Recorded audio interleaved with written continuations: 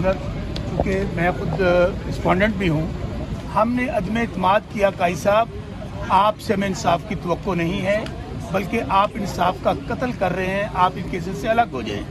आज हामिद खान साहब ने उनके रूबरू पेश होकर कहा कि आप अपने आप को केस से अलग करें, बेंच से अलग करें। ये तो अनप्रेसिडेंटेड है कि चीफ जस्टिस हो सुप्रीम कोर्ट का, उस पर अदम एतमाद किया जाए और वो कहे नहीं, जितने पीटीआई के केसेस मैंने हैं खुद सुनने हैं, तो उसकी वजह यही है कि हमारे साथ जो जुल्म नाइंसाफ़ी हुई है, जो इमरान खान साहब के साथ जुल्म नाइंसाफ़ी हो रही है, उस सब की जो तहफ़्फ़ुज़ है वो काज़ी फाइज़ ईसा कर रहे हैं। इलेक्शन में जो सबसे बड़ा फ्रॉड हुआ है, जो धांधला हुआ है, उसका तहफ़्फ़ुज़ काज़ी फाइज़ ईसा कर रहे हैं। होना तो ये चाहिए था। कल जो 8 सुप्रीम कोर्ट के इंतहाई रिस्पेक्टेड जजेस का फैसला आया, उसके बाद चीफ इलेक्शन कमिश्नर पर और इलेक्शन कमीशन के मेंबरान पर आर्टिकल 6 लगता और वो मुस्ताफ़ी होते, बजाय इसके कि आज उनको फिर प्रोटेक्ट किया जा रहा था। उन्हीं की चीफ जस्टिस साहब वकालत कर रहे थे, बार बार कह रहे थे कि वो बड़ा काबिल एहतराम इदारा है। वो उस इदारे ने तो इंसाफ का कत्ल किया है, उस इदारे ने तो इलेक्शन चुराया है। और मैंने, आपको पता है कि आप अगर सहाफ़ी अंदर मौजूद थे, मैंने काई साहब उठकर कहा, मैंने कहा सर आपके फैसले की वजह से ट्रिब्यूनल काम नहीं कर रहे, आपने स्टे दिया हुआ है। मैं फॉर्म 45 पे 50,000 वोटों से जीता हुआ हूँ। मेरे हल्के हारूनाबाद, फोटाबाद, बहावल नगर रहने 163 में इजाजुल हक को, जो साबिक आमद डिक्टेटर जनरल ज़ियाउल हक का बेटा है, उसको जितवा दिया गया, जो तीसरे नंबर पर है। कह लेंगे हाँ ठीक है, वो ट्रिब्यूनल में फैसला होगा।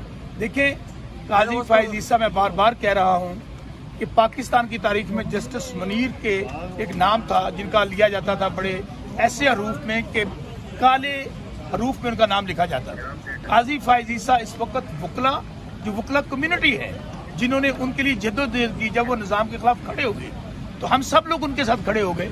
लेकिन आज काजी फाइज ईसा जब चीफ जस्टिस बन के कुर्सी पर आए, जिन्होंने आइन का तहफ़्फ़ुज़ करना था, जिन्होंने कानून का तहफ़्फ़ुज़ करना था, वो खुद गैर आइनी फैसले कर रहे हैं, गैर आइनी तरमीम को सपोर्ट कर रहे हैं, बल्कि ऐसे फैसले करने की कोशिश कर रहे हैं जिससे उनको एक्सटेंशन मिल सके, जिससे वो अपने आप को कंटिन्यू रख सके।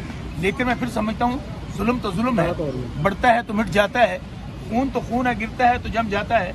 हम इंशाल्लाह स्ट्रगल करेंगे। वकला की तहरीक भी शुरू हो चुकी और इंशाल्लाह मैं बतौर तहरीक इंसाफ के स्पोक्स पर्सन के, हम हर जुल्म, जबर, बर्बरियत और फस्तायत का 1.5-2 साल से मुकाबला कर रहे हैं, करते रहेंगे।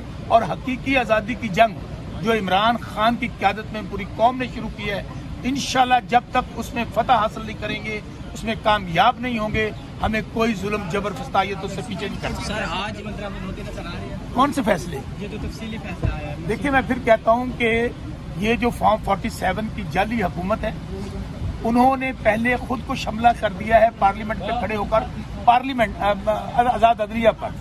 याद होगा आपको कि जिस दिन फैसला आया था, वो फॉर्म 47 की जाली टिकटॉकर वज़ीर मरियम सफदर ने प्रेस कॉन्फ्रेंस की थी। उन्होंने कहा था कि ये इन जजेस के ज़मीर मुर्दा हो चुके हैं, ये जज बिके हुए हैं।